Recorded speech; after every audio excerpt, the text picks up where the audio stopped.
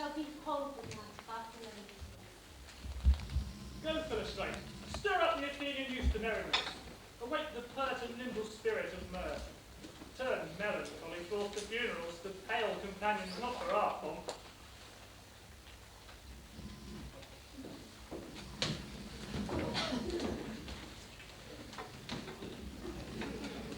Hippolyta, I wooed thee with my sword, and won thy love doing thee injuries. But I shall wed thee in another king, with pomp, with triumph, and with revelling. Happy be Theseus, our renowned Duke. Thanks, Phrygia. What's the news with thee? Full of vexation come I with complaint against my child, my daughter Hermia. Stand forth, Demetrius. My noble lord, this man hath my consent to marry her. Stand forth, Lysander. And my gracious Duke, this man hath bewitched the bosom of my child, turned her obedience, for which is due to me, to stubborn harshness. And, most gracious Duke, be it so that she will not hear before your grace consent to marry with Demetrius, I beg the ancient privilege of Athens. As she is mine, I may dispose of her, which shall be unto this gentleman, or unto her death, according to our law, immediately provided for that case. What say you, Hermia? Be advised, fair maid. To you your mother should be as a god. Demetrius is a worthy gentleman. So does Lysander. In himself he is, but in this kind, wanting your mother's voice, the other must be held the worthier. I would my mother look with my eyes. Rather, your eyes must with her judgment look. I do entreat your grace to pardon me. I beseech your grace that I may know the worst that will befall me in this case, if I refuse to wed Demetrius. Either to die the death, or to abjure forever the society of men. For I to be in shady cloister mewed. To live the barren sister all your life, chanting faint hymns to a cold and fruitless moon. So will I grow, so live, so die, my lord, ere I will yield my virgin patent up, and to his lordship, whose unwished joke my soul consents not to give sovereignty. Take time to pause, and on the next new moon, the sealing day betwixt my love and me in everlasting bond of fellowship, upon that day, either prepare to die for disobedience to your mother's will, or else to wed Demetrius as she would, or on Diana's altar to protest for high austerity and a single life. Relent, sweet Hermia, and Lysander. Yield thy praise entitled to my certain right. You have her mother's love, Demetrius. Let me have Hermia's. Would you marry her? Scornful Lysander, true he hath my love, and what is mine, my love shall render him. And as she is mine, all my right of her, I do estate unto Demetrius. I am, my lord, as well derived as he, as well possessed. My love is more than his. My fortunes every way is fairly ranked, if not with vantage as Demetrius. And, which is more than all these boasts can be, I am beloved, beauteous Hermia. Why should not I then prosecute my right? Demetrius, I'll venture to his head, made love to Nadar's daughter, Helena, and won her soul. And she, sweet lady, dotes, madly dotes in idolatry upon this spotted and inconstant man. I must confess I had heard so much, and with Demetrius had thought to speak thereof. But, being over full of self-affairs, my mind did lose it. But Demetrius, come, and come, Aegea. You shall go with me. I have some private schooling for you both. For you, fair Hermia, look you arm yourself and fit your fancies to your mother's will, or else the law of Athens yields you up, which by no means we may extenuate, to death or to a vow of single life. Come, Hippolyta, what cheer, my sweet queen. Demetrius and Aegea, go on. I must employ you in some business against our nuptial, and confirm with you of something nearly that concerns yourselves. Duty and desire, we follow you.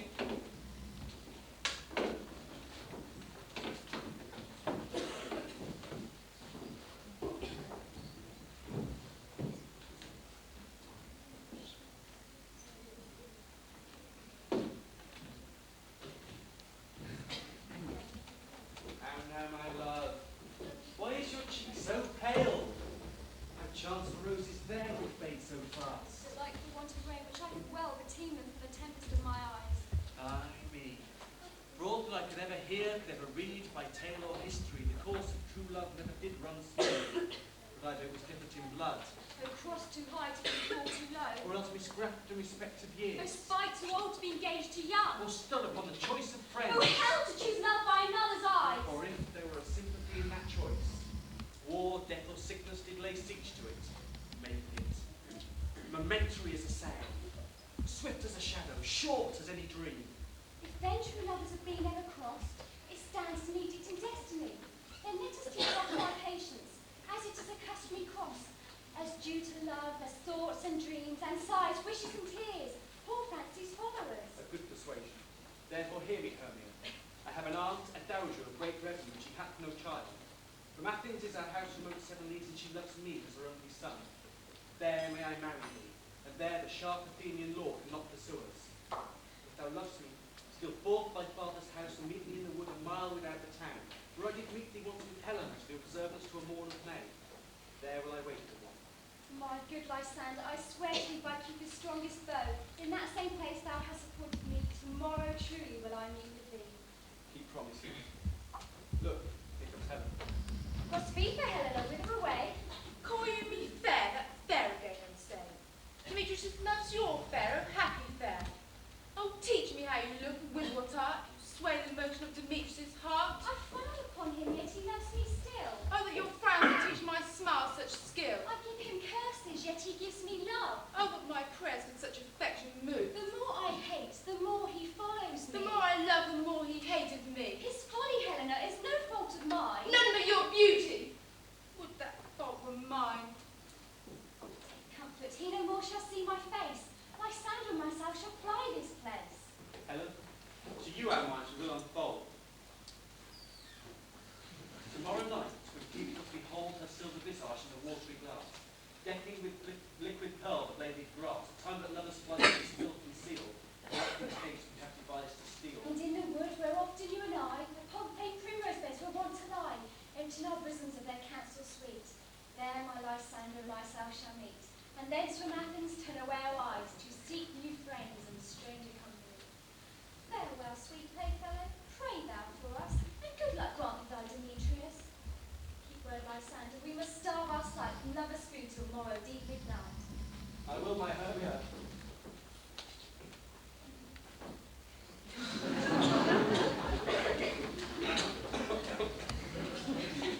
Helena, Jew, as you on him, Demetrius dotes on you.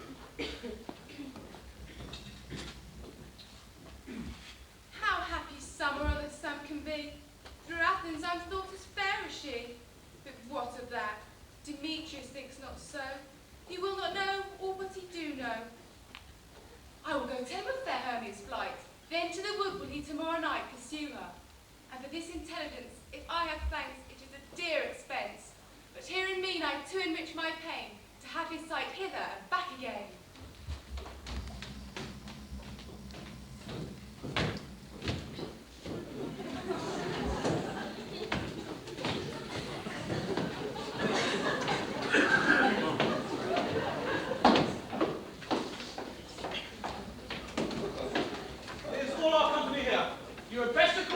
Man by man, according to the script. I have a scroll here of every man's name, thought fit through all Athens to play in our interlude before the Duke and Duchess on their wedding day at night. First repeat it quick, say what the play treats on, then read the name of the actors, and so grow to a point. Marriage. Our play is the most lamentable comedy and most cruel death of Pyramus and Thisbe. Oh, a very good piece of work, I assure you, and a merry. Now, masters, spread yourselves. Answer as I call you. Nick Bottom the Weaver. Ready? Name what part and for proceed. You, Nick Bottom, are set down for Pyramus. What is Pyramus? A lover or a tyrant? He is a lover that kills himself, most gallant for love. Oh, that will ask for some tears in the true performing of it. If I do it, let the audience look to their eyes. I will move storms, I will condole in some measure. Francis Luke, To the rest. Yes, my chief humor's for a tyrant. I could play Heracles, really, or a part to cheer a cat in, to make us split. Francis Luke, The raging rocks, the shivering shocks, shall break the locks of prison gates. Amphibious car shall shine from far, and make and mar the foolish thing. Francis Luther This was nothing. This is Heracles' vein, a tyrant's vein. A lover's more condoling.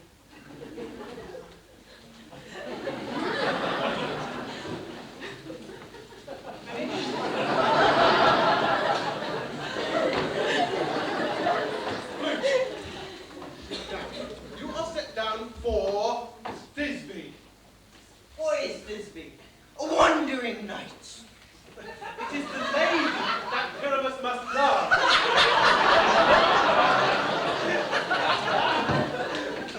Let's play. Let not me play no more before we have a bear coming. That's all one. You may play it in a mask and speak as small as you will. And I may hide my face, let me play Thisbe too, and I'll speak in a monstrous little voice. Ah, Pyramus, my lover dear, my Thisbe dear, and lady dear. No, no, no. You must play Pyramus and flute Thisbe. Oh, well, proceed. Robert Starving the tailor. Arabic wait. Robert Starving, you shall play Thisbe's mother. Tom Snap the tinker. Arabic wait. You Pyramus's father. Myself, Thisbe's father. Owen, Snug the joiner, you the lion's part. And I hope here a play is fitted.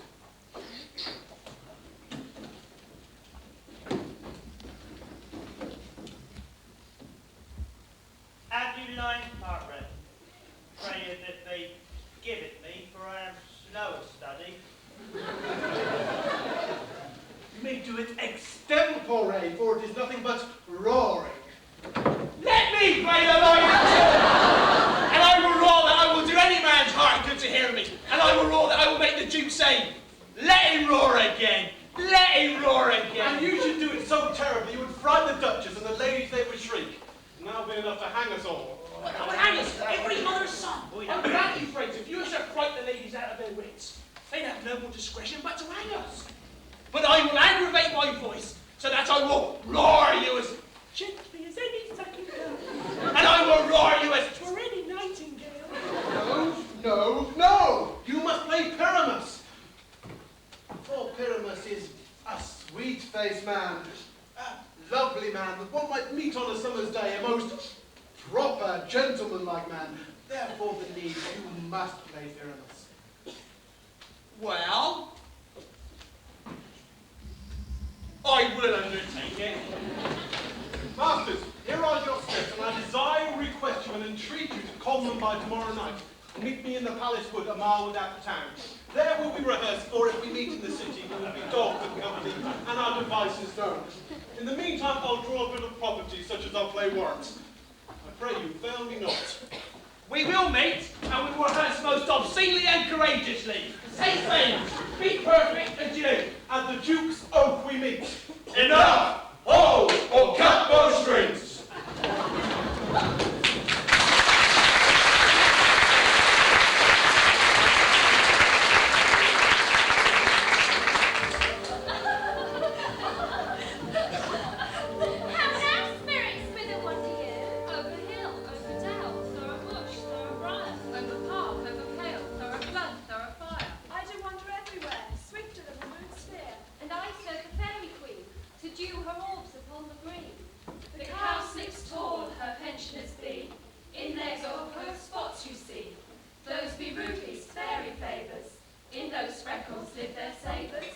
I must go seek some dewdrops here, and hang a pearl in every cowslip's ear. Farewell, of spirits, are we gone? Our queen and all her elves come here anon. The king doth keep his revels here tonight. Take heed the fairy queen come not within his sight. For Oberon is passing fell and rough, because that she has her attendant hath. A lovely boy stolen from an Indian king. Never has she so sweet a changeling. But jealous Oberon would have that child, knighted as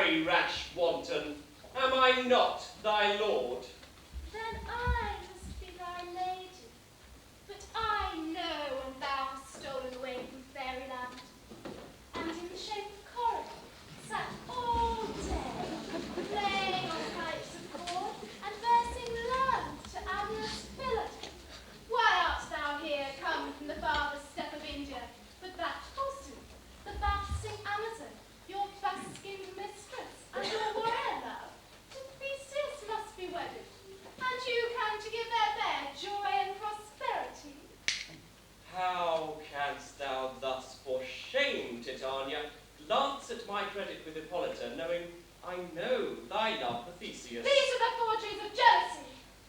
And ever since the midsummer spring met we, on hill, in dale, forest or mead, by paved fountain, or by rushy brook, or in the beached margent of the sea, to dance our ringlets to the whistling wind. But with thy brawls thou hast disturbed our sport. Do you amend it then? It lies in you. Why should Titania cross her over on? I do but beg a little changeling boy from you to be my henchman. Set your heart at rest. The fairy land bides not the child of me. His mother is a votress of my order, and for her sake do I rear up the boy, and for her sake I will not part with him. How long within this wood intend you stay? Perchance till after Theseus' wedding day. If you will patiently dance now round, and see our moonlight revels, go with us. If not, shun me, and I will spare your horns. Give me the boy, and I will go with you. Not thy fairy kingdom, fairies away! We shall chide down right if I longer stay.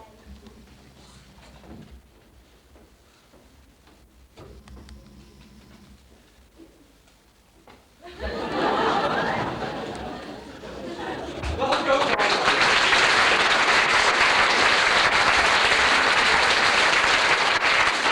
Thou shalt not from this throne till I torment thee for this injury.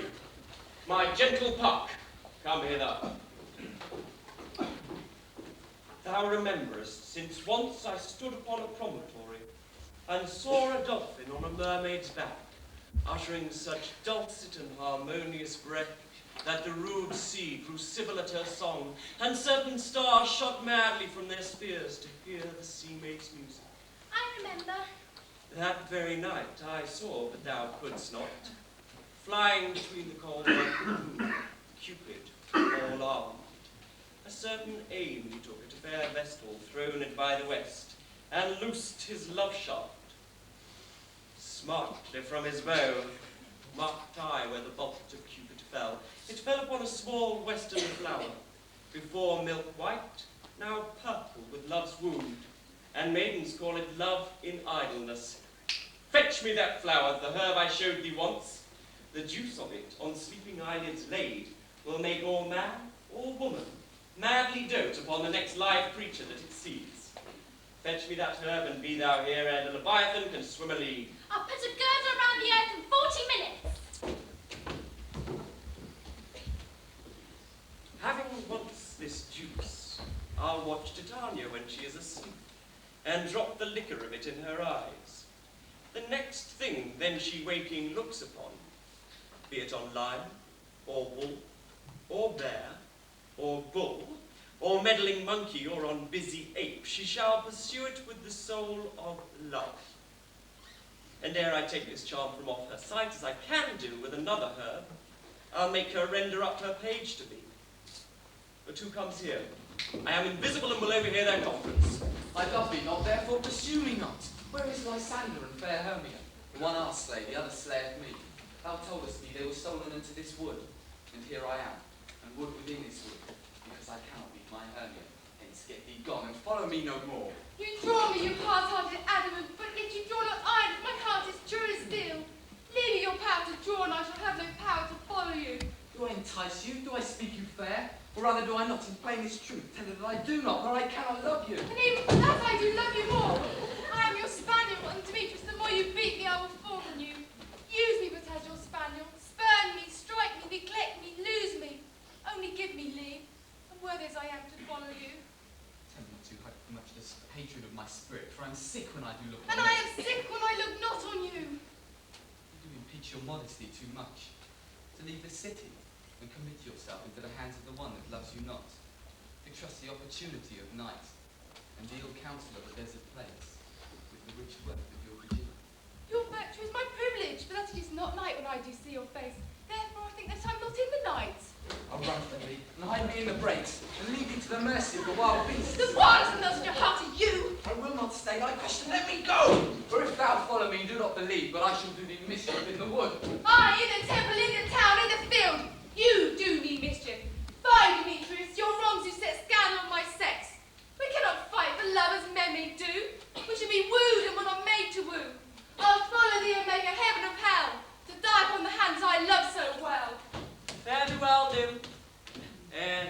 you leave this grove, thou shalt fly him, and he shall seek thy love. Hast thou the flower there? Welcome, wanderer. Aye, there it is. I pray thee, give it me. I know a grove where the wild thyme blows, where oxlips and nodding violets grow, quite over-canopied with luscious woodbine, with sweet musk roses and with eglantine. There sleeps Titania sometime in the night, lulled in these flowers with dances and delight. And there the snake throws open her enamelled skin, weed wide enough to wrap a fairy in. And with the juice of this, I'll streak her eyes and make her full of hateful fantasies. Take thou some of it, and look through the wood. A sweet Athenian lady is in love with a disdainful youth. Anoint his eyes, but do it when the next thing he espies may be the lady. Effect it with some care, that she may prove more fond on him than he upon her love. And look thou meet me here ere the first cock crow. Fear not, my lord, your servant shall do so.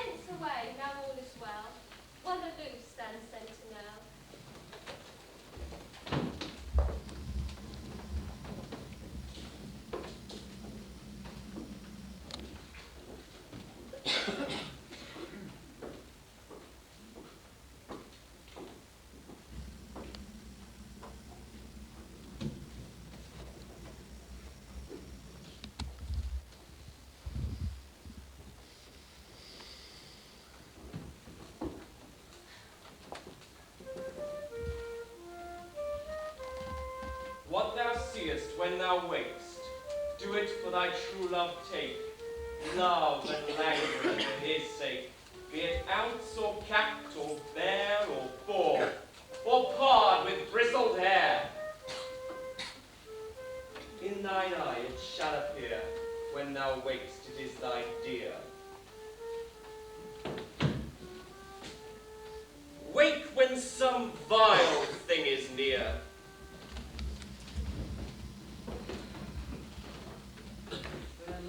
Fate of wandering in this wood, and to tell truth, I've lost our way. We'll rest us here if you think it good, and tarry for the break of day. Be it so, Lysander, find you out of bed, for I upon this bank will rest my head. One turf shall serve as pillow for us both. One heart, one bed, two bosoms and one throat. Nay, good Lysander, for thy sakes, my dear, lie further off yet, do not lie so near. Said sweet of my innocence, and that love takes the meaning in love's confidence, that my heart unto yours is knit, so that but one heart we can make of it. Then by your side no bedroom be denied, for lying so, Hermia, I do not lie. Lysander riddles very prettily. Now much beshrew my manners and my pride, if Hermia meant to say Lysander lied. But gentle friend, for love and courtesy, lie further off in human modesty. Such separation, as well may be said, becomes a virtuous faction and maid. So far be distant, and good night, sweet friend, thy love near oft to my sweet life end. Amen. Amen to that sweet prayer, say I. When ends life, so ends loyalty. Here is my bed. Sleep, give thee thy rest. Half that wish which I would pray.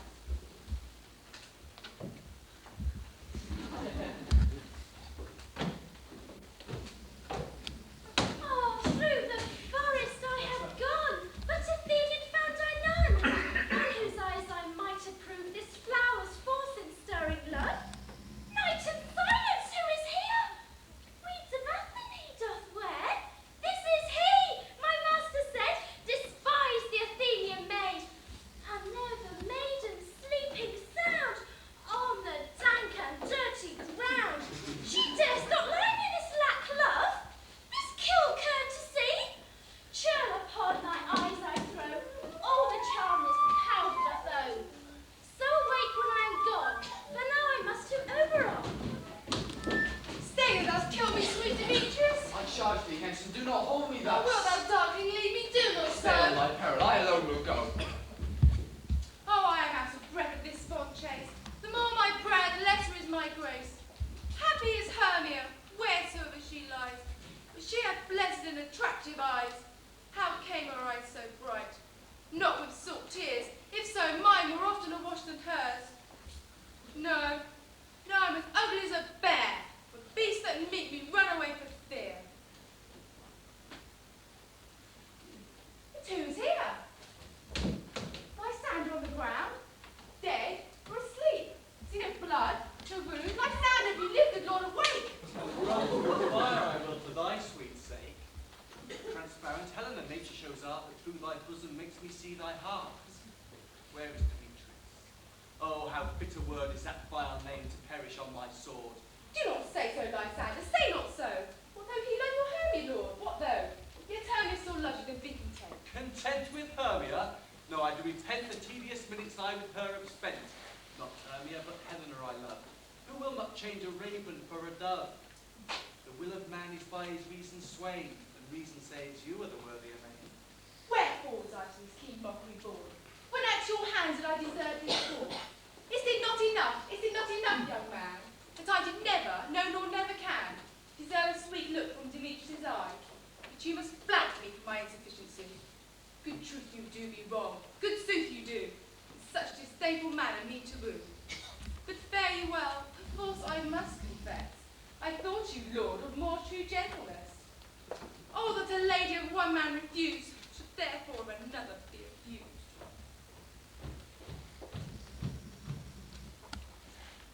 She sees not Hermia. Hermia, sleep thou there, and never mayst thou come Lysander near. Now all my powers of love and might, address to Helen, and to be her knight.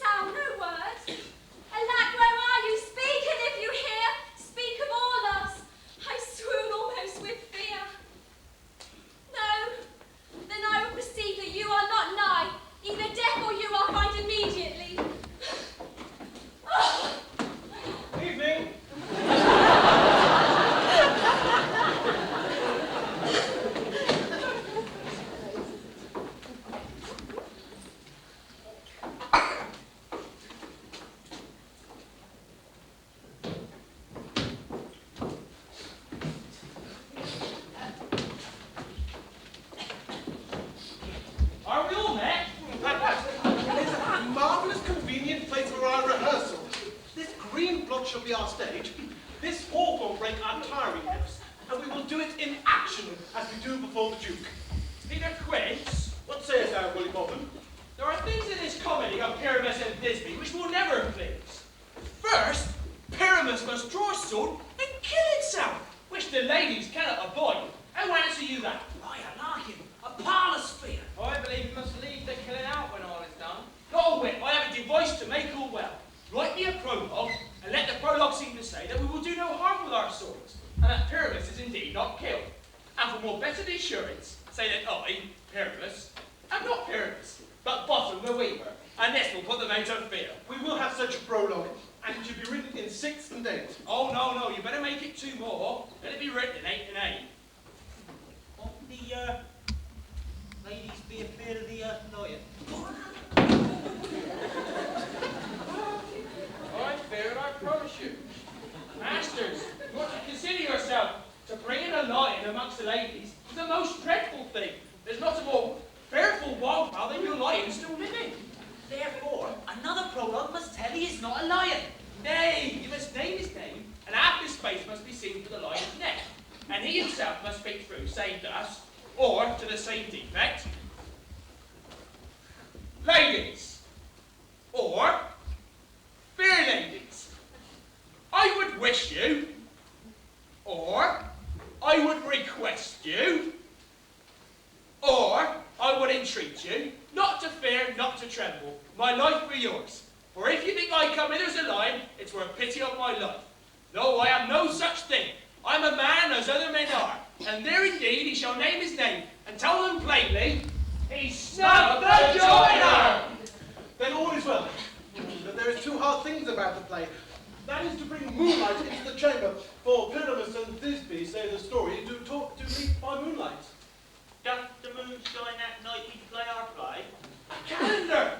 Calendar! Look in the almanac! Fine moonshine! Fine moonshine! Yes, it doth shine that night. Why then? May you leave a casement of the great chamber window, where we play, open, and the moon may shine in at the casement. Aye, or else one might come with a lantern and a bush of thorn, and say he comes to present or disfigure the person of moonshine. But there's another thing. That is to bring a wall into the great chamber, for Pyramus and Thisbe, as you do know, do talk through a chink in the wall. Can never break a wall. What sayest you, Bonham?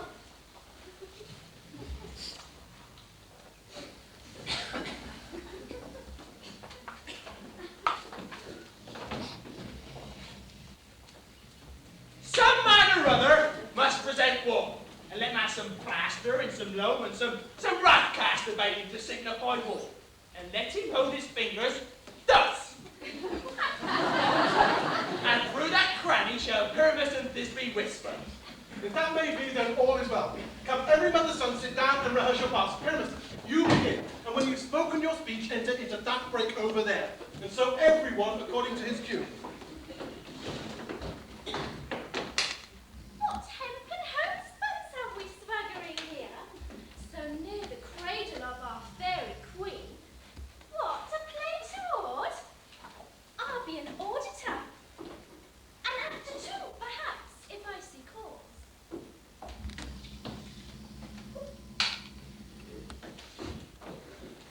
Speak, Pyramus. Thisbe, stand forth. Thisbe, the flowers of odious savours sweet. Odors! Odors! Odor, savour, sweet. So at thy breath, my dearest Thisbe dear. But hark a voice. Stay but here a while, and by I will to thee appear. A stranger than Pyramus there played here.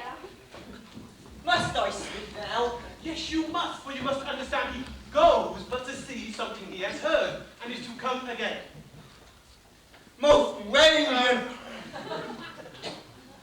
Most radiant! Most radiant!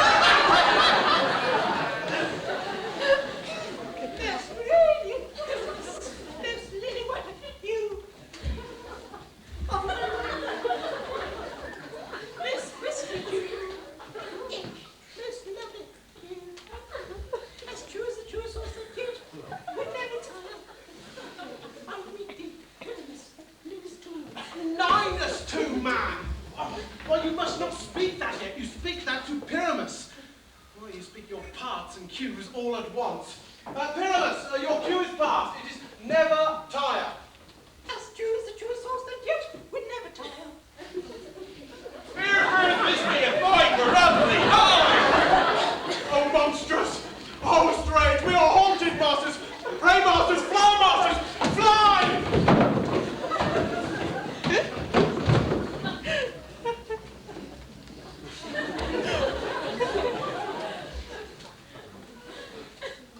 Why do they run away? Why do they run away? This is neither of them to make me afeard.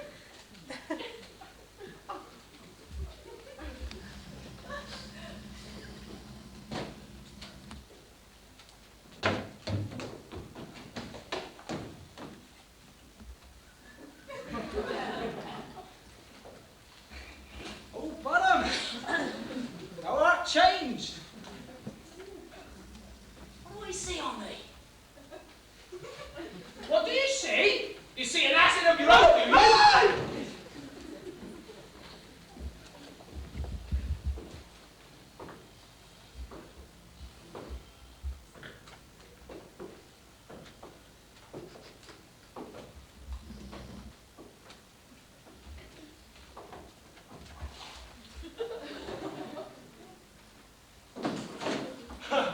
Bless thee, Bottom.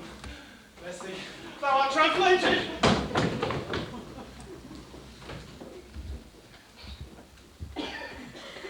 I see then, knavery. This is to make an ass of me. To make me afeard if they could. Ah, but I will not stir from this place. Do what they will. I will walk up and down here, and I will sing, and they shall hear I'm not afeard. The usual cocks are back of you with Margie told me, Bill. The Brussels with his nose so true. The red with little quill.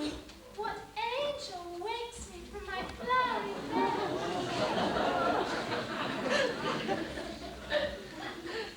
The finch, the sparrow, and the lark. The plain soul cuckoo play, whose note for many a man doth mark. And dares not answer, nay! I pray thee, gentle mortal, sing again. Mine ear is much enamoured of thy note, so is mine eye enthralled of thy shape. And thy fair virtues force doth move me on the first view to say, to swear, I love thee.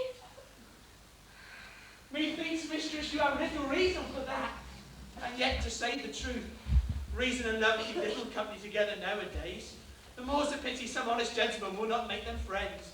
Nay, I plead upon occasion. Thou art as wise as thou art beautiful. Not so neither.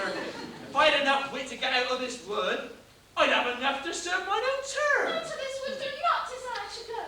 Thou shalt remain here whether thou wilt or no. I am the spirit of no common rate. Summer still doth tend upon my state. And I do love thee. Therefore go with me. I'll give thee berries to attend on thee, and they shall fetch thee jewels from the deep, and sing while thou oppressed flowers dost sleep. And I will purge thy mock grossness, so that thou shalt like an airy spirit go. Peas, blossom, cobweb, moth, mustard seed. Ready? And I. And I. And I. Where shall we go? Be kind and courteous to this gentleman. Hop in his walks and gallop in his house. Be the the purple grapes, green figs and mulberries, the honeybags steals and the humblebees, and corn-like tapers, drop their waxen flowers, and light them at the fire of their wet toes. To have my love to bed and to rise. Let the waves wait of my delight, to fan the breeze of his sleeping eyes, not to him out, straight out to sea. Hail, hail, hail. I cry your worship's mercy. Your name, sir, I beseech you. Cobweb. Oh, I should desire more acquaintance of you, Master Cobweb. If I come my finger, I will make bold with you. Your name, sir? Peace Blossom. Peace Blossom, pray commend me to Mistress Squash, your mother, and Master Peascod, your father. I shall desire you more acquaintance too, Master Peace Blossom. Your name, sir, I beseech you. Mustard Seed. Oh, I know your patience well, Master Mustard Seed. That same Caroline joint like Oxby have devoured many a gentleman of your house. I promise you, ears have kindred that nice state. Come, wait upon him. Lead him to my bower. The moon weeps at Georgia, and when she weeps, weeps every little flower, lamenting summon the force of chastity. Ew! Tie up my lover's tongue, bring him silently.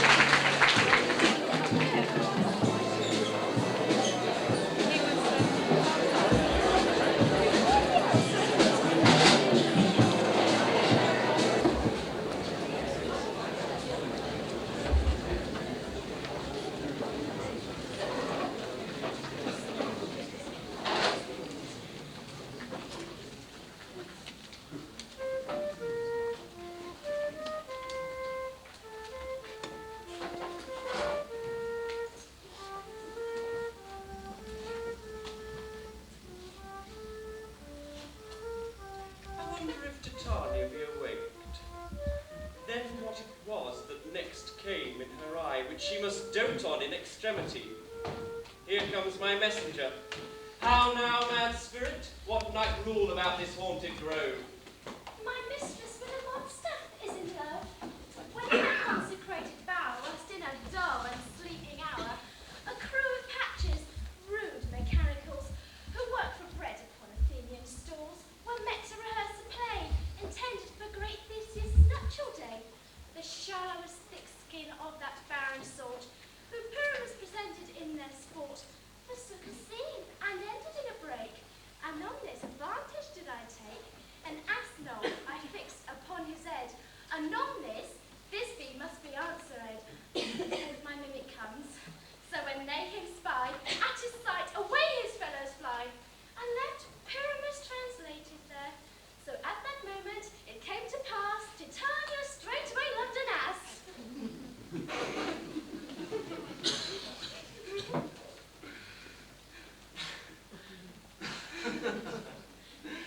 This falls out better than I could devise. But tell me, hast thou latched the Athenian's eyes with the love juice as I did bid thee do?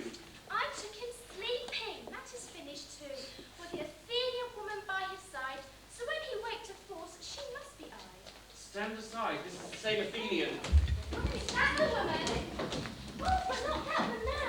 Oh, why rebuke you him that loves you so? Lay breast so bitter on your bitter foe. Now I'm but child, but I should use thee worse, for thou, I fear, hast given me cause to curse. If thou hast laid Lysander in his sleep, be in o'ershoes in blood, plunge in deep and kill me too. It cannot be but thou hast murdered him, so should a murderer look so dead, so grim. So should the murdered look, and so should I. Pierce through the heart with your stern cruelty. Yet you, the murderer, look as bright as clear, as yonder Venus in her glimmering sphere. What's this to my Lysander? Where is he? Ah, good Demetrius, wilt thou give him me? I'd rather give his carcass to my hounds. Out, dog! Out, sir! Thou hast driven past the bounds of a maiden's patience. Hast thou slain him then? Henceforth be never numbered among men. Oh, once tell true, even for my sake. Dost thou have looked upon him being awake?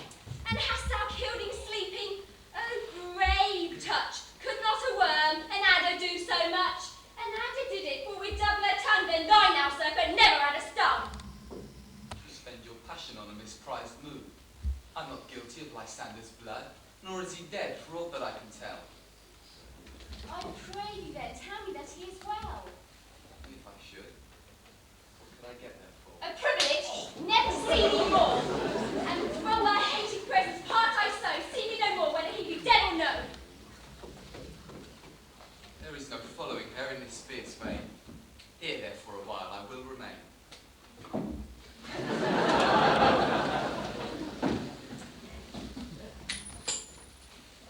What hast thou done? Thou hast mistaken quite, and laid the love juice on some true love sight. Of thy misprison must perforce ensue a true love turned, and not a false turned true. Then fate rules that one man holding truth, a million fail confounding oath on oath. About the wood go swifter than the wind, and Helena of Athens look thou find. All fancy sick is she, and pale of cheer, with sighs that cost that fresh blood dear. By some illusion seest thou bring her here, unanoint his eyes against she do appear. I go, look how I go, swifter than the arrow from the Tartar's bow.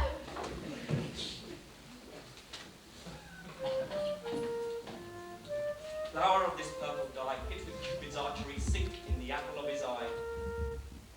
When his love he doth espy, let her shine more gloriously than the Venus of the sky. When thou wouldest, if she be by, beg of her for remedy. Captain of our fairy band, Helena is here at hand, and the youth mistook by me, pleading for a lover's fee. Shall we therefore pageants see? Lord, what fools these mortals be! Stand aside, the noise they make will cause Demetrius to awake. Why do you think that I should woo in scorn? Scorn and derision never come in tears. You do advance your cunning more and more. When truth kills truth, oh devilish holy brave. These vows are Hermia, do you give her all? I have no judgment when to her I swore. Nor none in mine now you give her all. Demetrius loves her, he loves not you. Oh, Helen, goddess. Divine, to what my love shall I compare thine eye? Crystal is muddy, oh how ripe in show, those lips, those kissing cherries tempting grow. That pure congealed white high Taurus snow, fanged with the eastern wind turns to a crow.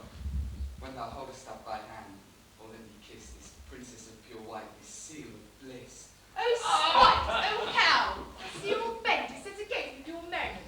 If you were civil and you courtesy, you would not do me that much injury. You cannot hate me as I know you do, but you must join in souls to mock me too.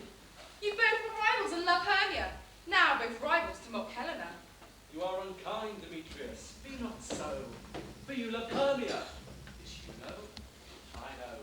And here, with all goodwill, with all my heart, in Hermia's love, I yield you up my part. And yours of Helen to be bequeathed with my blood, I will do to my death. Never did mockers waste more I would break. Lysander, keep thy Hermia, I will none. If e'er I loved her, all that love is gone. My heart to her but as a guest wife sits on. And now to Helen, I'll return, there to remain. Helen, it is not so. Where thy love comes, yonder is thy dear. Thou art not by mine eye, Lysander, found mine ear, I thank it for me to myself. But why, Harmy, disfounding you so? Why should he stay who love doth press to go? What love could press Lysander from my side? Lysander's love which would not let him bide. Fair Helen, who more in gills than I can all yon fiery oaks lies and light. Why seek this founding? Could not this make thee know the hate I bear thee made thee leave thee so? You speak not as you think, it cannot be. Oh no! She is one of this confederacy. Now I perceive they've conjoined your three to fashion this false sport in spite of me. Injurious Hermia, most ungrateful maid, and you conspire, you and these contrive to bait into this foul derision. Is all the counsel that we two shared, the sisters' vows, the hours that we have spent, we've chid the hasty time of parting us. Oh, is all forgot, in school-age friendship, child innocence. I'm amazed at your passionate words. I scorn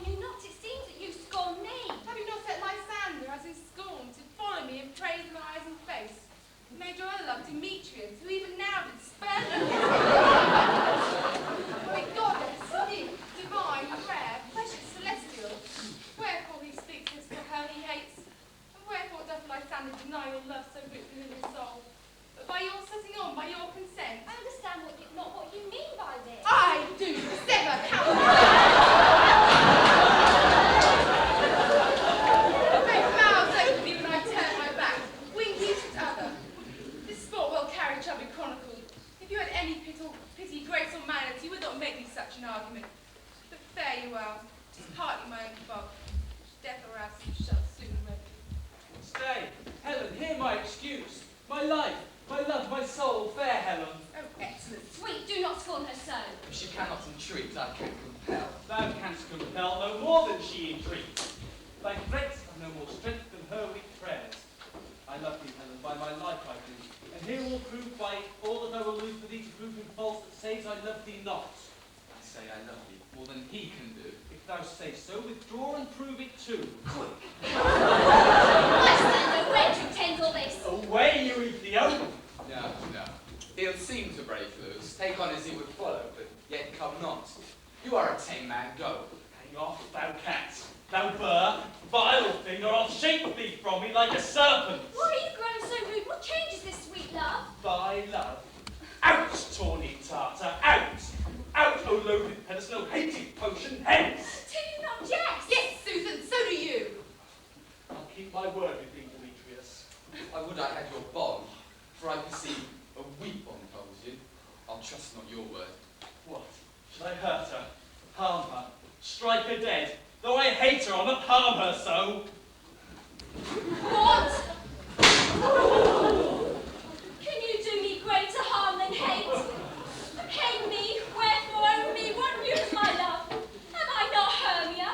Are you not Lysander? I'm as fair now as I was ere while. Since night you loved me, yet since night you left me. Oh, why then you left me, the gods forbid! In earnest shall I say? I, by my life, and never did desire to see thee more. Therefore, be out of question. Doubt, hope, be certain. Nothing truer is no jest, that I do hate thee and love Helen. Oh, me! You juggler! You candy blossom! You thief of love! What, have you come by night and stolen my love, his heart from him? Fie, you faith. Have you no modesty, no maiden shame? What, will you tear impatient answers from my gentle tongue? Fie, you counterfeit, you puppet, you! Puppet! Why so? Aye, that way goes the game. Now perceive she hath made compare between our statures. She hath urged her height, and with her personage, her tall personage, her height pursued, she hath prevailed with him. And are you grown so high in his esteem, because I'm so dwarfish and so low? How low am I, thou painted maypole? Speak, how low am I? I'm not yet so low that my next will reach to thine eyes! I pray you, though you mock me, but let her not hurt me. I was never cursed. I have no gift at all in Puritanism. Let her not strike me, but perhaps I think because she's something lower than I can match her. Lower, hark again!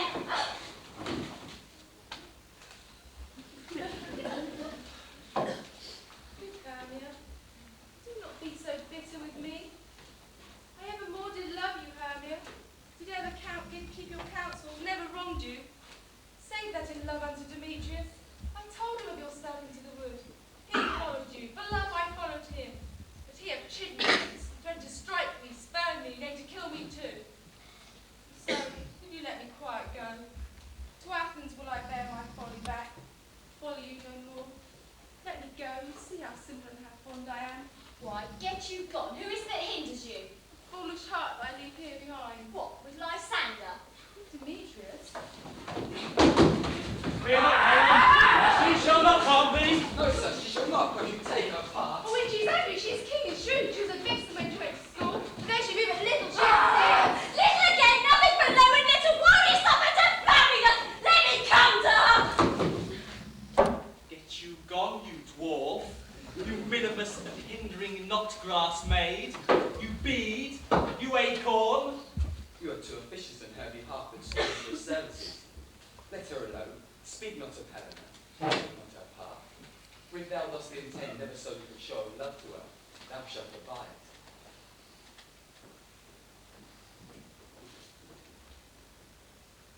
Now she holds me not.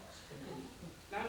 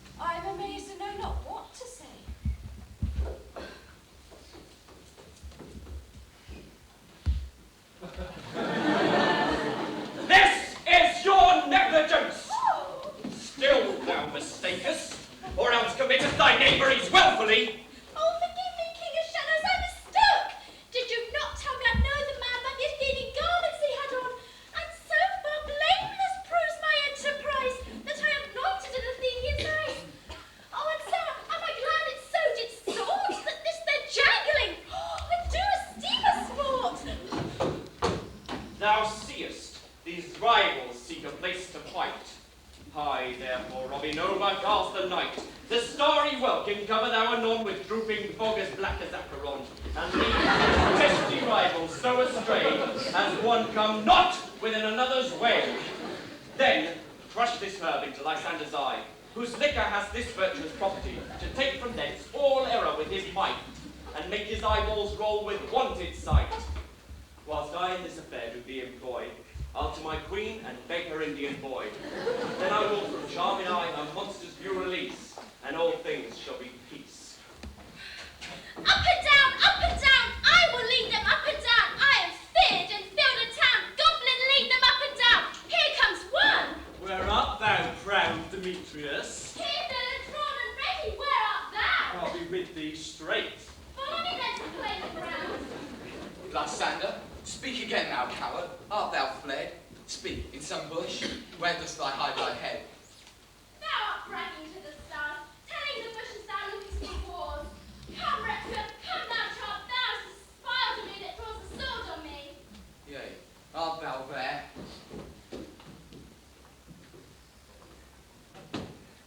He goes before me and still dares me on. When I get where he's calling, then he's gone. This villain is much lighter heel than I. I follow fast, but faster does he fly. Now lost am I in dark and evil way, and I'll rest me here, come thou break of day. For if thou but once show me thy grey light, I'll find Demetrius and revenge this spite. Ho, ho, ho, coward, why comest thou not? Abide me if I darest, for well I wot.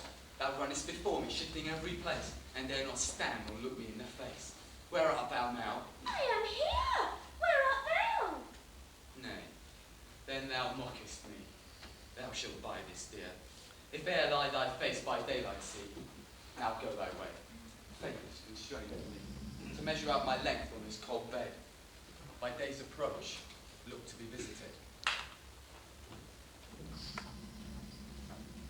Weary night, a long, tedious night. Fate thy hour, shine comforts from the east. But tie me back to Athens by daylight, from these that my court will protect. Sleep sometimes shuts up sorrow's eyes. Steal me a while from mine own company. Yet but three. Come one more, two, both kinds makes four. Here she comes, cursed and sad. Cupid is a knavish lad, thus to make poor females mad. Never so weary, never so in woe. We dabble by the dew, torn with briars. I can no further crawl, no further go. My legs can keep no pace with my desires. Here will I rest me till the break of day. Heaven shield Lysander if they mean a fray.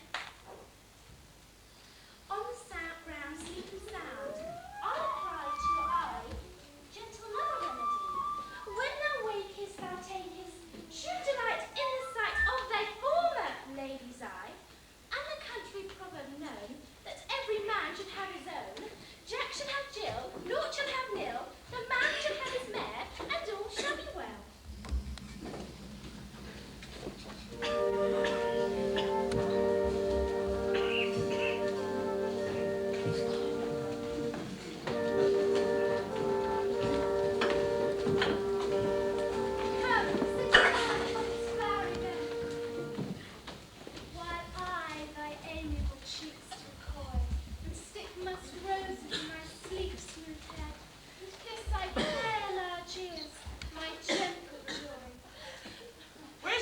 Blossom. Ready? Scratch my head, Peas Blossom.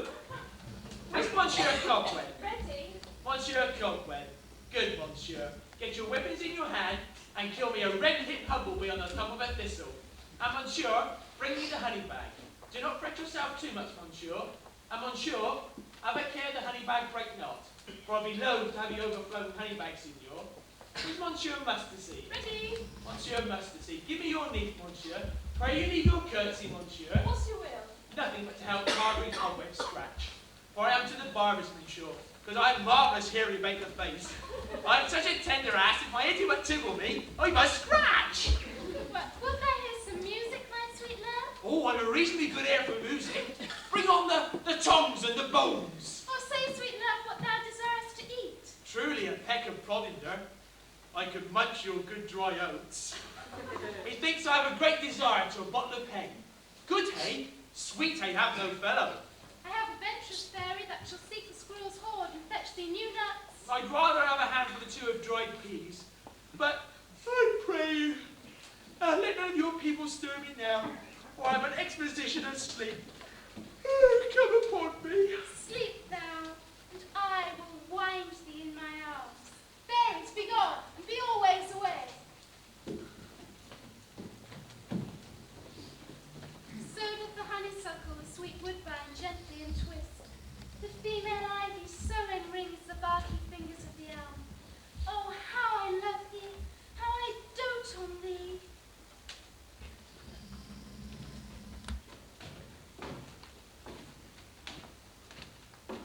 Welcome, Robin. Seest thou this sweet sight?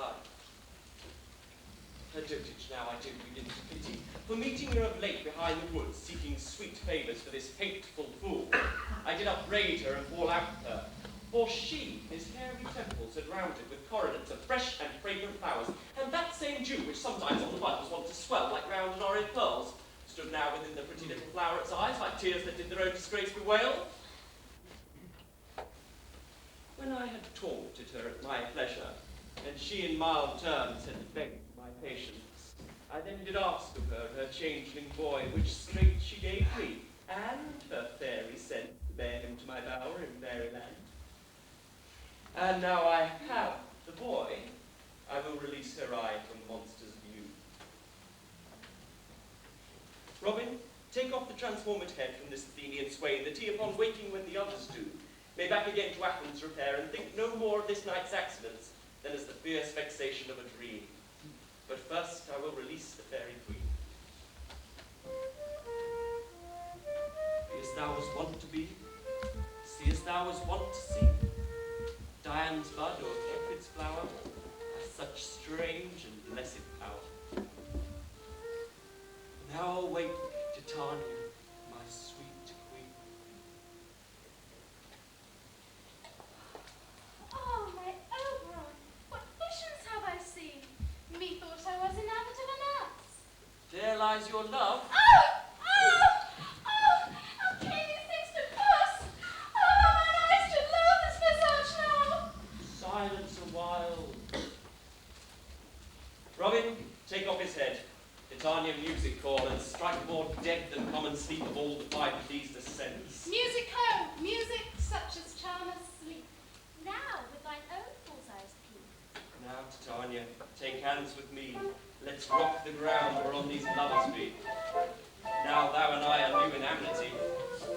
Fairy King!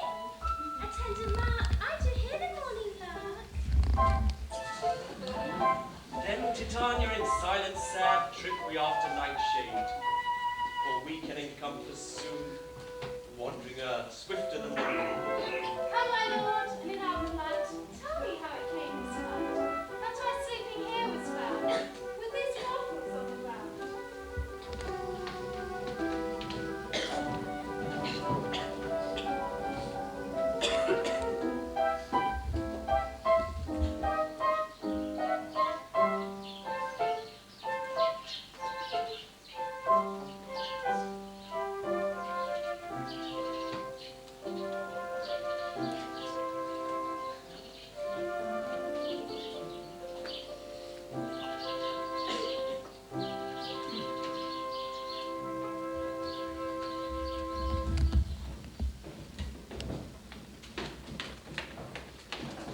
Go, find out the forester, for now our observation is performed.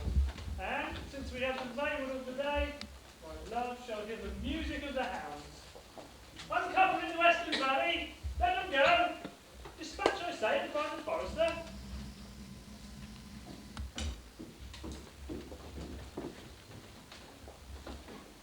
But soft, what nymphs are these? My lord, this is my daughter here asleep.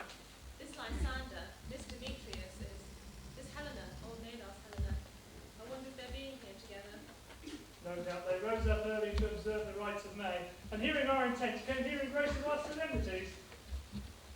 But speak, Aegea, is this not the day that Hermia shall give answer of her choice? It is, my lord. Good morrow, friends! St. Valentine is past! Within these woodlands but a couple now. Ah, my lord. I pray you all stand up.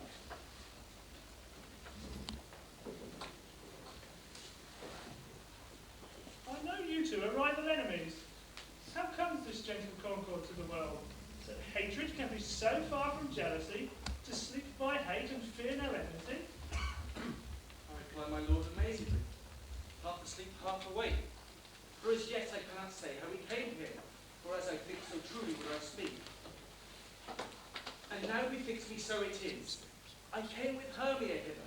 Our intent was to be gone from Athens, where we might without peril of being Enough, seen. enough, my lord, you have enough. I beg the law upon his head. They would have stolen away, they would, Demetrius, thereby to have defeated you and me. You of your wife, and me of my consent that she should be your wife. My lord, fair Helen told me of their stealth, of this their purpose hither to the wood, and I in fury hither following them, fair Helen in fancy following me. But my good lord, I wot not by what power, by some power it is. My love to Hermia melted as the snow, and all the love, the virtue of my heart, the object and pleasure of mine eye, is only to Helen. Fair lovers, you are fortunately met, and of this discourse we shall hear more anon. Aegea, I shall overbear your will, for in the temple by and by with us these couples shall eternally be knit. And for the morning now is something more, and our proposed hunting shall be set aside. Away with us to Athens, 3 and 3. We'll hold a feast in great solemnity. Come, Hippolyta.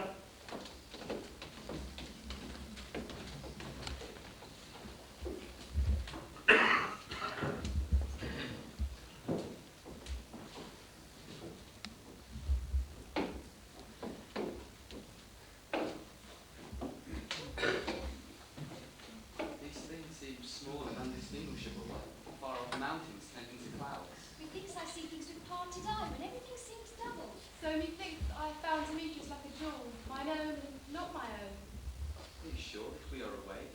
It seems that yet we sleep, we dream. Did you not think that Duke was here and bid us follow him? Yea, and my mother. And Hippolyta. And he did bid us follow to the temple. Why, then we are awake. Let us follow him. And by the way, let's recount our dreams.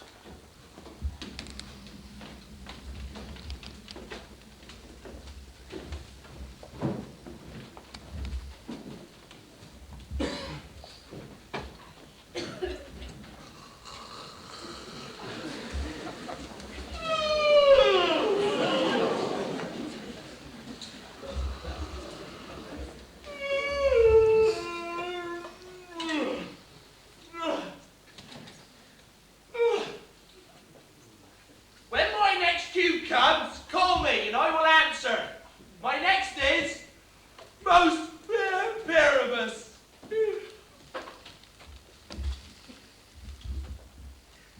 Hey,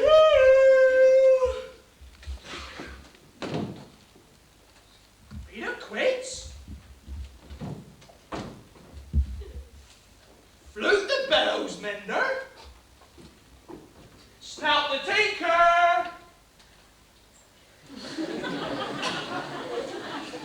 Starveling. God's my love. Stolen Ensign left me asleep. I've had a most rare vision. I've had a dream past the wit of any man to say what dream it was. Man is but an arse if he go about to expound this dream. Methought I was. No man can tell me that. Methought I was. Methought I had. Man is but a patched ball if he tell me what methought I had. The eye of man hath not heard. The ear of man hath not seen. Man's arm is unable to taste, nor his tongue to conceive, nor his heart to report what my dream was. I will get Peter Quince to write a ballad of this dream, and it will be called Bottom Stream. because it hath no bottom. And I shall sing it at the letter end of the play before the Duke. Peradventure, to make it more gracious, I shall sing it at her attack.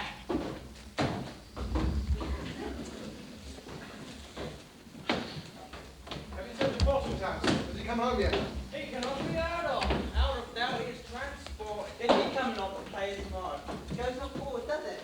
It's not possible. There's not a man in all Athens able to discharge Pyramus but he. No, he has simply the best wit of any handicraftsman in all Athens. Yea, and the best person too, for he's a very paramour for a sweet voice.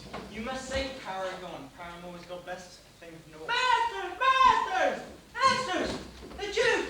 He's coming from the temple. They're talking of the ladies more married. If our sport's gone forward, we'd all be made there. Oh, sweet bully Bottom. Thus as he lost sixpence a day during his life, he could not escape sixpence a day. And the Duke had not given him sixpence a day for playing Pyramus. I'll be hanged. He would have deserved it. Sixpence a day in Pyramus or nothing. Where are these lads? Where are these hearts? Happy day, most courageous hour! Masters, I am to discourse wonders, but ask me what not, for if I tell you, I am not a true Athenian. I will tell you everything, right as it fell. Let us hear, O Bottom. Not a word of me. All I will say is, the Duke hath died. Get your apparel together, new beads to your beards, new ribbons to your pumps. Meet presently at the palace. For the short and the long is, our play is preferred.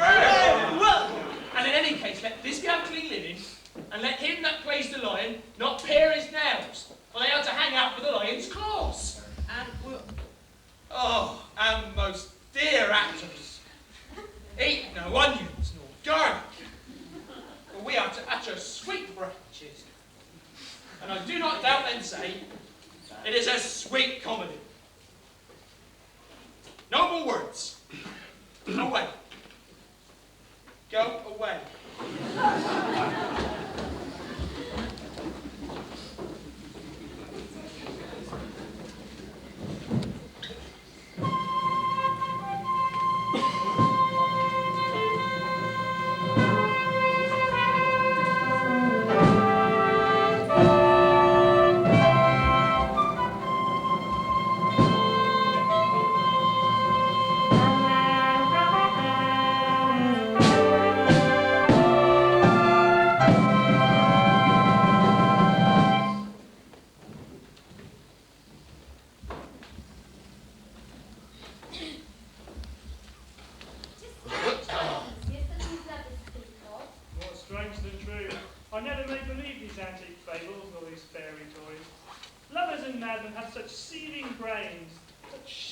Fantasies that apprehend more than cool reason ever comprehends. But all the story of the night told over, and all their minds transfigured so together. More witnesses than fancies images, and grows to something of great constancy, but howsoever strange and admirable. Here come the lovers, full of joy and mirth. Joy, gentle friends, joy and fresh days of love accompany your hearts. More than 'twas waiting your royal walks, your board, your bed. What masks, what dances shall we have to while away the long age of 3 hours between our after supper and our bedtime? Where is our usual manager of mirth? What revels are in hand? Is there not a play to ease the anguish of the torturing hour? Call Philostrate!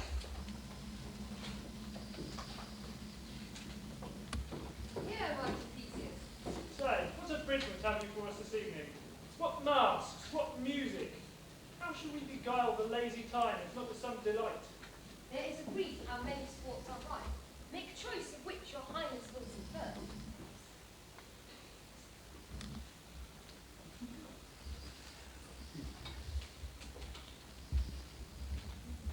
The battle with the centaurs, to be sung by an Athenian eunuch to the harp. We'll none of that. That I have told my loving glory of my kinsman Hercules.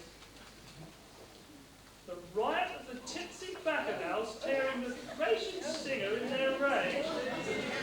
That is an old device, and it was played when I from Thebes came last the conqueror. The thrice three muses, mourning for the death of Birdie, late deceased in beggary. That is not satire, keen and critical, and not sorting with a nuptial ceremony. A tedious brief scene of young Pyramus and his love Thisbe. Very tragical mirth. Merry and tragical? Tedious and brief? That is hot ice and wondrous strange snow. How shall we find the concord of this discourse? A play there is, my lord, some 10 words long, which is as brief as I could know a play. But by 10 words, my lord, it is too long, which makes it tedious. For in all the plays there's not one word act, one player fitted, and tragical, my noble lord, it is, for Pyramus therein doth praise himself. Which when I saw first, I must confess, made mine as water, but more merry tears. The passion of loud laughter never shed. What have they that did play it?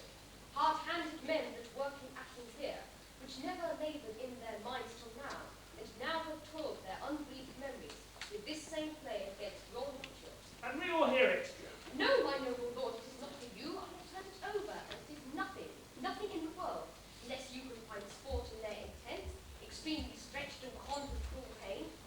Sir, I will hear that play, for never anything can be amiss when simpleness of duty tender it. Go, bring them in.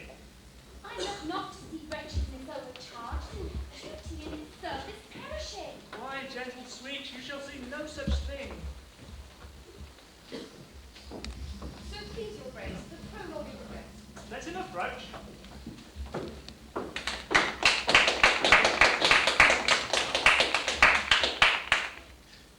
If we offend, it is with goodwill. That you should think we come not to offend, but with goodwill. To show our simple skill, that is the true beginning of our end. Consider then, we come but not in despite. Our true intent is all for your delight.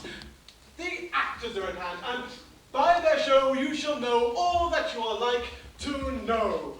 This fellow does not stand upon board. Cultivate not the stop. The moral, my lord, is not to let us speak, but to speak true. Indeed, he hath laid on his prologue like a child on a recorder, a sound, but not in government. This speech was like a tangled chain, nothing impaired, but all disordered. Who is next?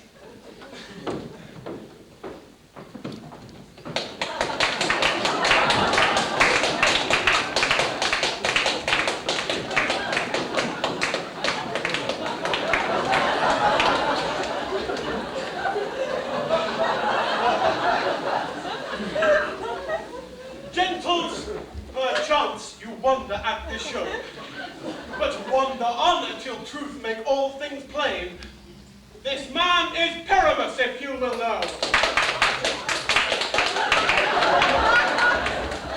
This beauteous lady, which is Thisbe.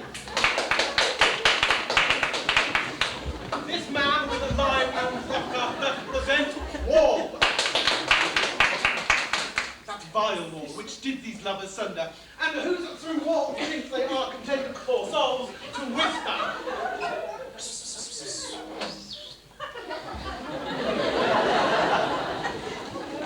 At the which, let no man wonder, this man with the lantern dog and bush of thorn presenteth moonshine.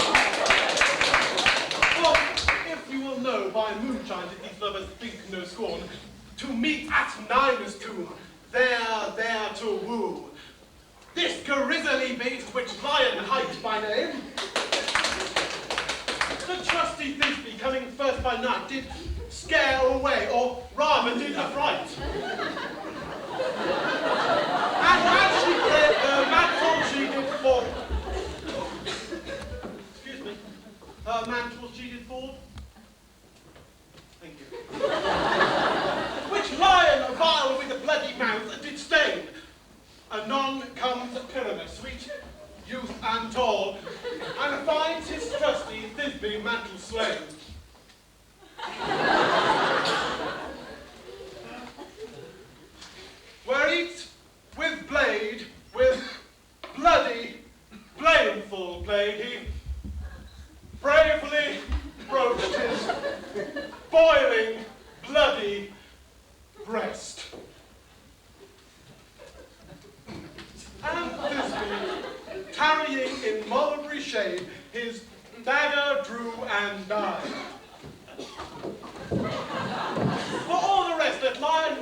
wall and lovers twain at large discourse while here they do remain.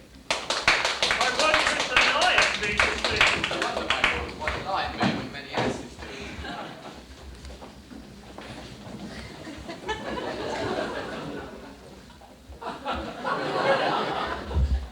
In this same interlude it doth befall that I, one snout by name, do present a wall.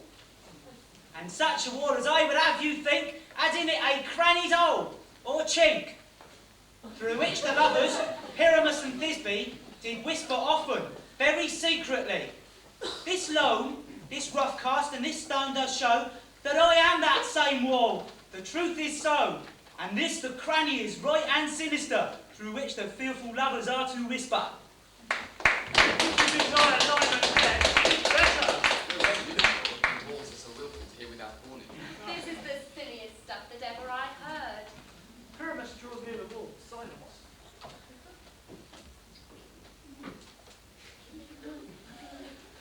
Oh, grim look night, oh night with you so black.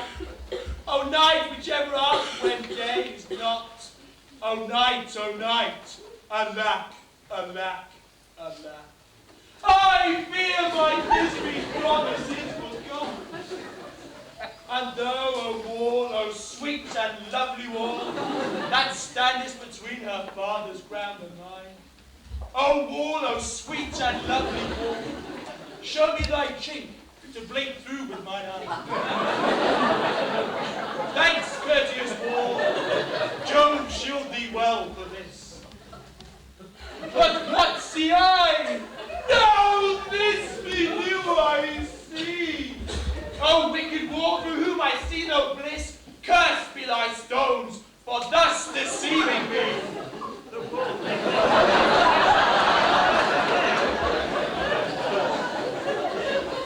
No, sir, indeed he should not.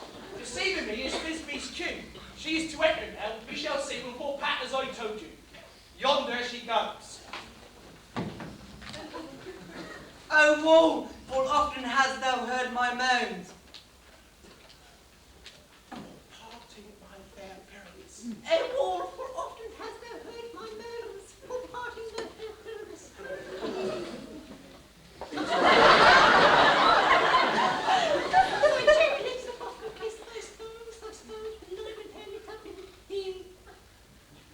I see a voice.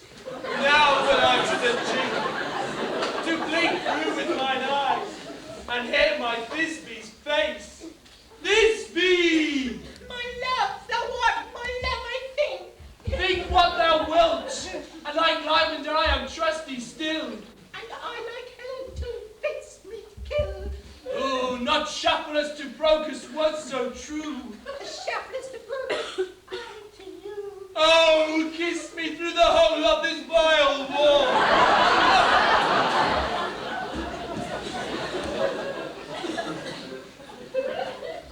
I kiss the wall's hole, not your lips at all. Wilt thou take these to meet me straightway? Tide life, tide death, I come without delay.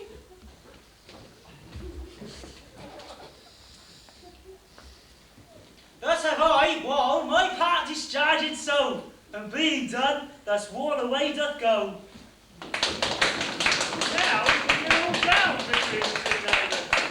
Walls without warning.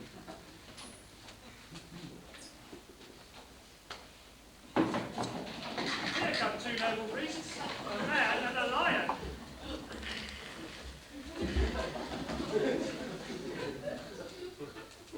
You ladies, you that fear the smallest monstrous mouse that creep on the floor, may now quite chance to quite and tremble near, when lion, rough in wildest rage doth roar.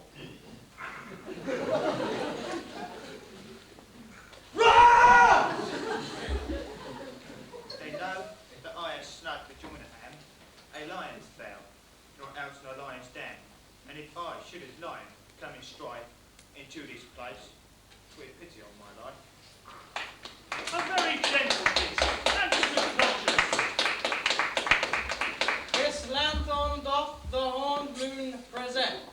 You should have worn the horns on his head. He is no presence, his horns are invisible within the circumference. This lanthorn doth the horned moon present, myself, the man in the moon do seem to be. This is the greatest error of all the rest. The man should be put into the lantern, for how else is he the man in the moon? You dare not come there for the candle, for you see, it is already in snuff. I am a weary of the moon. Would he would change? Proceed, moon. Look, all that I have to say is to tell you that this lantern is the moon. Myself, the man in the moon, this thorn bush, my thorn bush, and this dog, my dog. All these should be in the lantern, for all these are in the moon. But silence, here comes Thisbe.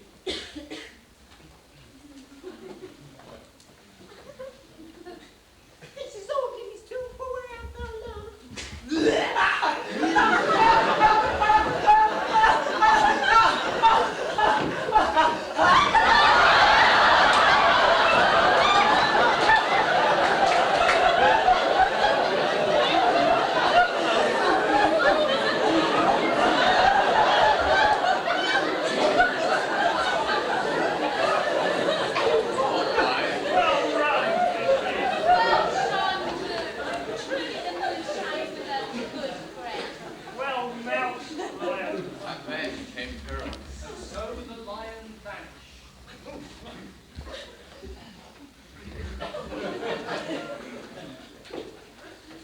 Sweet moon, I thank thee for thy sunny beams. I thank thee, moon, for shining now so bright. For by thy gracious golden glittering beams, I wish to take the truest Thisbe signs. But stay, O spy, but mark for night what dreadful dole is here. Eyes didn't see, how can it be? Oh, dainty duck, oh dear. Thy mantle good. Thy mantle good. What stained with blood? Approach ye furies fell. Oh, fates come, cut thread and drum. Well, crush, unclue, and quell. This passion and the death of a dear friend would go near to make a man look sad. Beshrew my heart, but I pity the man. Thank you.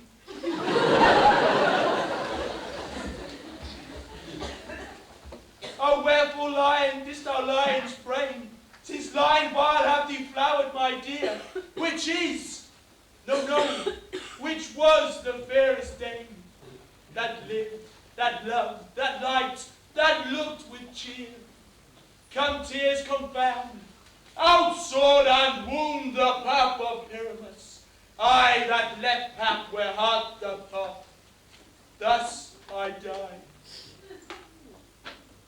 Thus.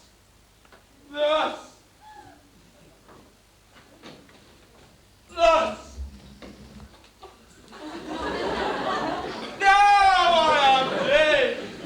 Now I am fled. My soul is in the sky.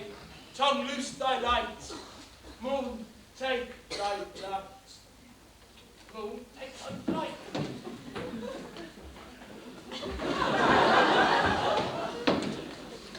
Now I die. Die. Die. Die. Die. Die. Die.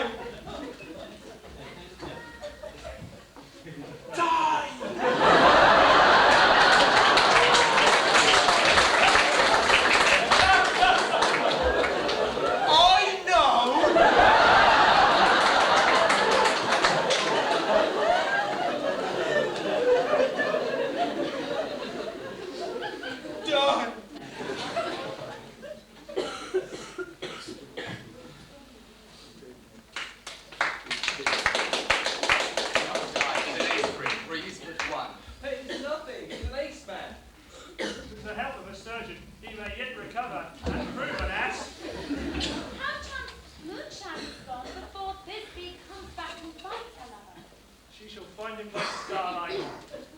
Here she comes, and her passion ends the play. Methinks she should not choose a long one for such a period. I hope she will quit.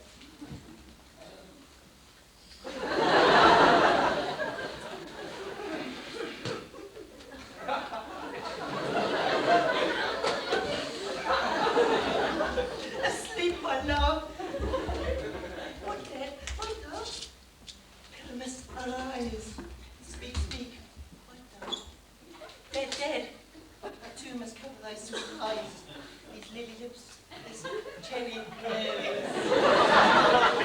these yellow lips. All gone, all gone. Lovers make moan. His eyes were as green as leeks. Oh, sisters free, come to me with hands as pale as milk. Lay them in gore, since you have shore, with shears as thread of silk. Tongue not a word, come trusty sword, come blade my breast and rule. Oh! And farewell, friends.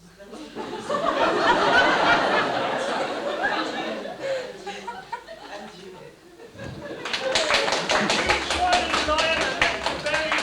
Aye, all too. Now I assure you, sir, the one is parted that parted their fathers. Would it please you to see them, Noggle, to hear a burgomaster dance between two of our company? No, Epilogue, I pray you. Your play needs no excuse. Never excuse. For when the players are all dead, there need none to be blamed. Marry, if he that had writ it had played Pyramus, and hanged himself in Thisby's garter, it would have been a fine tragedy. And so it was, truly and most notably discharged. But come, your burgomaster, let your epilogue alone.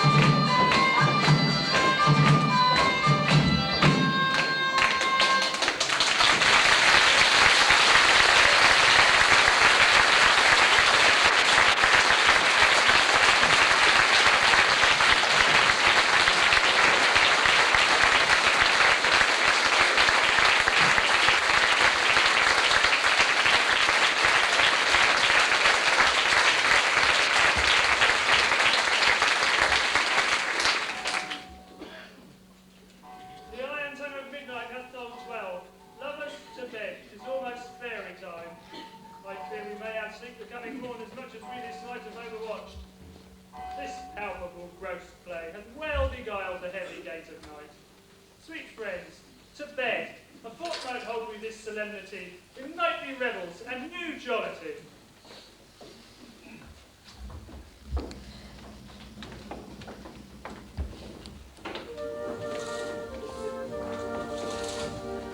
Now the host line roars, and forth beheld the moon, whilst the heavy dragon snores, with all weary tasks were done. waves that do run from the triple Hecate's team, from the presence of the sun, following darkness like a dream. Now a frolic, not a mouse, shall disturb this hallowed house. I am sent with broom before to sweep the dust behind the door.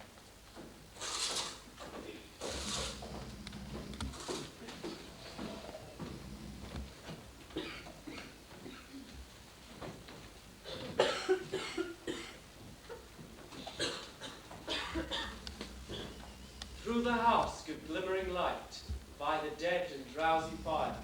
Every elf and fairy sprite offers light as bird from briar, and this ditty after me, sing and dance it trippingly.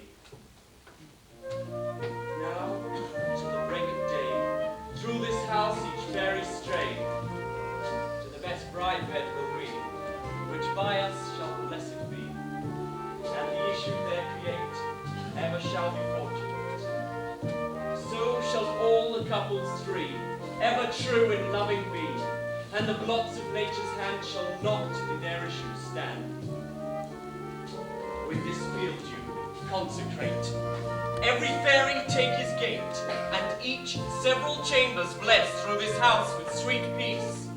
And this ditty, after me, sing and dance trippingly. Trip away! Make no stay! Meet me here by break of day!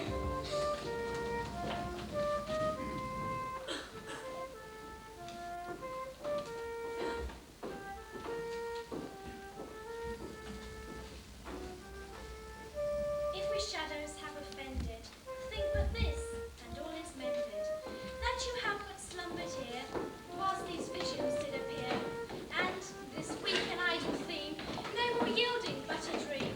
Gentles, do not reprehend, if you pardon, we will mend. And, as I am an honest cuck, if I have had luck, now to escape the serpent's tongue, we will make amends along, else the pucker liar call.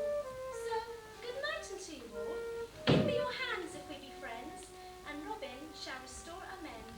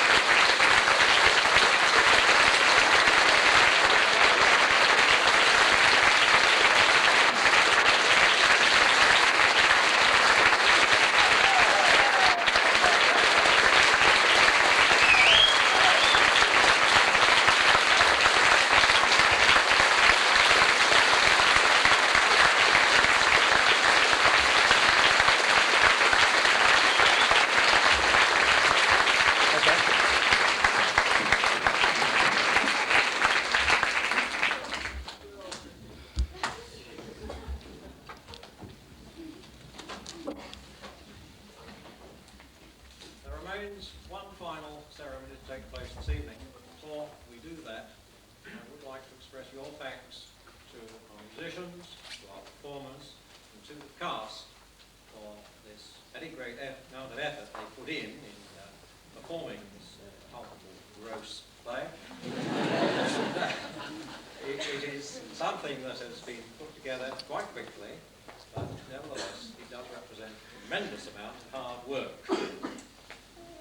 Now, Shakespeare's Dream was not originally written to be performed in the theatre. It was written to be performed as a family entertainment, family gathering. So it is very fitting that it is performed this evening at the gathering of the Harroway family for the time they found the headmaster. Now, not only must we thank the people who have taken part, but there are many behind the scenes who are not seen. There are many at the front of house, and there are many who have done a lot about the impressions this evening as well. So our thanks to them at the same time. And I'm sure you'll be very glad to know that your son who's been donated to cancer research. So thank you all who have taken part in this gala performance tonight. Now I call upon David Lucas, who is our Area Education Officer, to make the final presentation.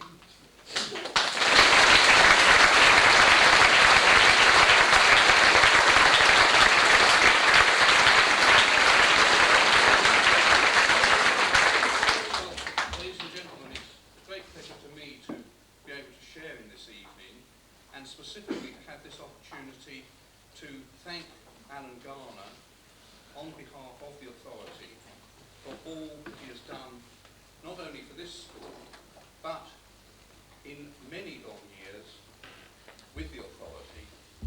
I should think probably there are very few people, very few teachers, very few heads who have quite such a long period of service with Hampshire. Alan, in fact, has 38 years, and indeed was first appointed 41 years ago. I think if I've got it right, Alan. That's something very, very strong. And in particular, of course, his headship here at this school. Now, I don't want to speak at length because I feel that what you've seen tonight and what you've heard tonight are in themselves sufficient tribute to Alan, because if he had not been here and started this school and carried it through from its beginnings, through a reorganisation and right on to the present day, then this would not have been here happening tonight, and we should not have been here. So I simply want to add my thanks to him, which are my personal thanks and those of the authority, also the thanks of the staff in the area and in the centre, the advisory staff, the administrative staff.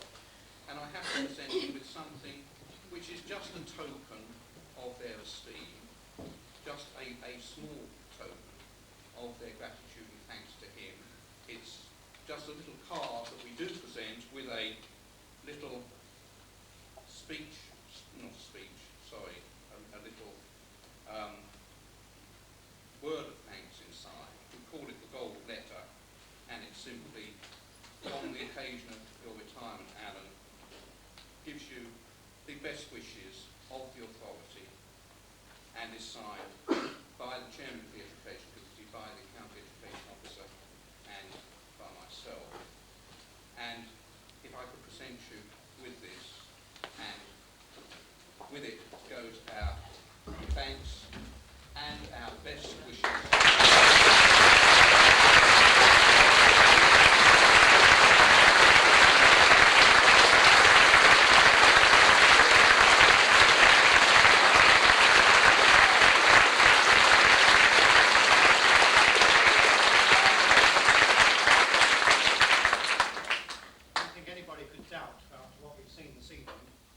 Just why those of us that either belong to Harroway or have belonged to Harroway are justly proud of it. It's been a tremendous week, it really has, and tonight's performance, I think, has been the top. So thank you very much indeed for what you've done this week. It's tremendous. As somebody once said to me when I first took on this job, they said that you'll find being a head teacher probably the loneliest job in the world. Because at one moment, you, when it's chosen, you can be the authority. At the next moment, you can be the staff. And the two don't often mix, particularly in times of difficulty. But I've been fortunate because I've had a number of people that have helped me through the years tremendously. Not the least of it is Paul standing over there. He's supported me through thick and thin.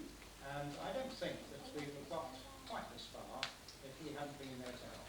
Thank you very much indeed, Paul, for all that you've done in supporting me getting this lot going. Thank you very much.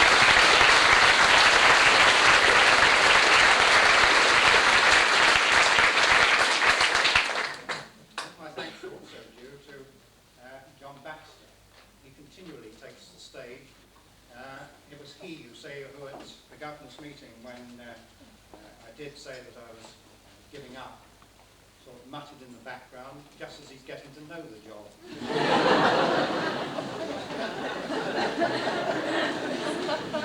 I think he put it a little worse than that. Just getting the hang of it. But it's with staff like that I'll say it again. It's with staff like that we can produce things like this to show. And again, I've been extremely fortunate to have staff that have stayed. There are still a number of people that are with me from 1967, would you believe? Sounds like Middle Ages, doesn't it? But again, thanks to John and his band and David and all the people in the orchestra. A number of them have put up a great deal of time to come back this evening, and I'm very pleased to see that. I'm not going to take up any more of your time. My retirement now is about 5 hours overdue. We finished about 5 to 3, and I really shouldn't have been working now. And thank you all very much for coming this evening. It's been a great pleasure meeting a lot of other people that I haven't seen for many years. Thank you very much for your good wishes. I intend to enjoy my retirement starting now. Thank you very much.